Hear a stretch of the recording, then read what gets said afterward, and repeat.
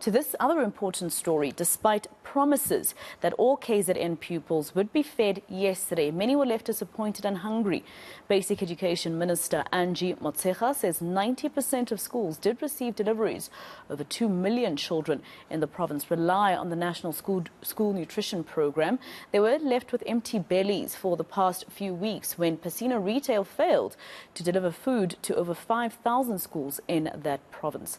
Now, the Basic Education Department is now looking into a procurement model to ensure efficient food delivery to schools. Let's discuss this further now with Teachers Union NATU's Dr. Ngema. Dr. Ngema, thank you very much for your time here on eNCA. Just first of all, how does it look to you? What are your members telling you in terms of the school nutrition program in KZN? Are all the schools or all the children being fed today?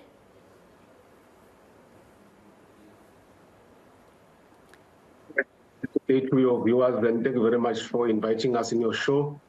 Firstly, we want to appreciate the Minister's intervention as well as the effort in terms of trying to stabilize the situation and restore the nutrition program in the province. We also noted the apology that the Minister tendered yesterday during the presentation of her media statement. From yesterday up to today, indeed, there is a slight improvement. However, claims that the improvement has reached 90% as of yesterday is a little bit too much and exacerbating. It is misleading for us, and indeed, it is disingenuous for the department to make that claim. Remember, Maseko, the department also mentioned that they only visited about 263 schools. That is out of 5,400. Yes. So that is not sufficient to come to a conclusion that you have reached 90% of restoration of the feeding scheme. But from our observation, our members have notified us in terms of what is happening on the ground. Indeed, deliveries have been coming during the weekend and even yesterday. But there are delays, in particular in districts such as Herigwala, in Kokstad, in the south coast of the province, also in Zululand.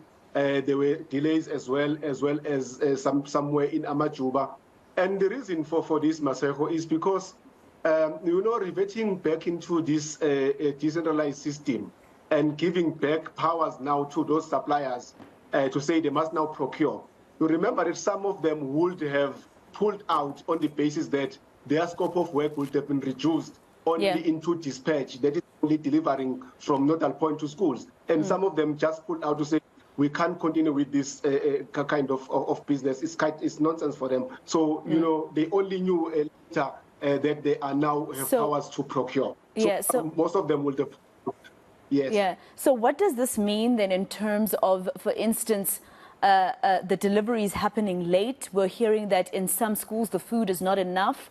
Teachers telling my colleague Letiwe Mdluli yesterday and the day before that the food that they've received so far is likely to only last about 2 weeks. Is that what you're also hearing?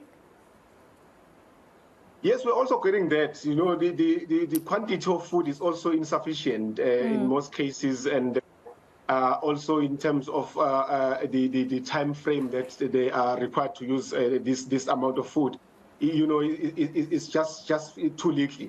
However, in terms of also the quantity, remember there was also a reported issue of the shortage or the unavailability of gas, the cooking gas.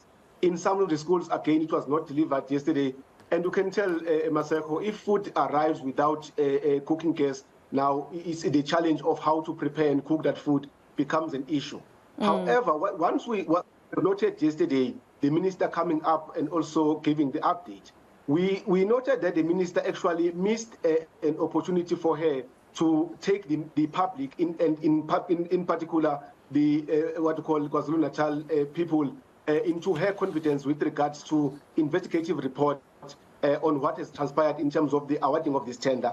And also clarification with regard to the rationale for the changing of this procurement system. But as for the MEC province, the MEC missed an opportunity for her to account. Remember, she's an accounting, or should I say, an executive authority in the province, and all of this rests with her. We will get the MEC to come out and also account on this. But only spoke for about a minute or two.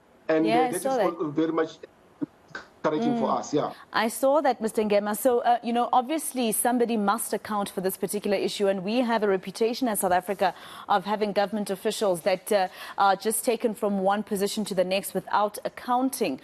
Whose head must roll, according to NATU?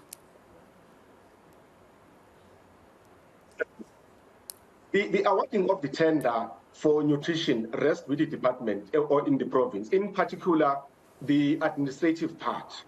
And that talks to the officials like the head of department and so on.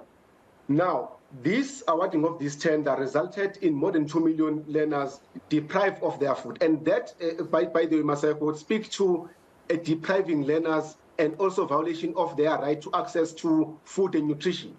And we are talking about a multi-million rand tender here. And learners were hungry for about 3 weeks. And we are saying the departmental officials must account. Indeed, there must be disciplinary actions that must be taken against them, and heads must roll, in particular on the officials, in particular the head of department.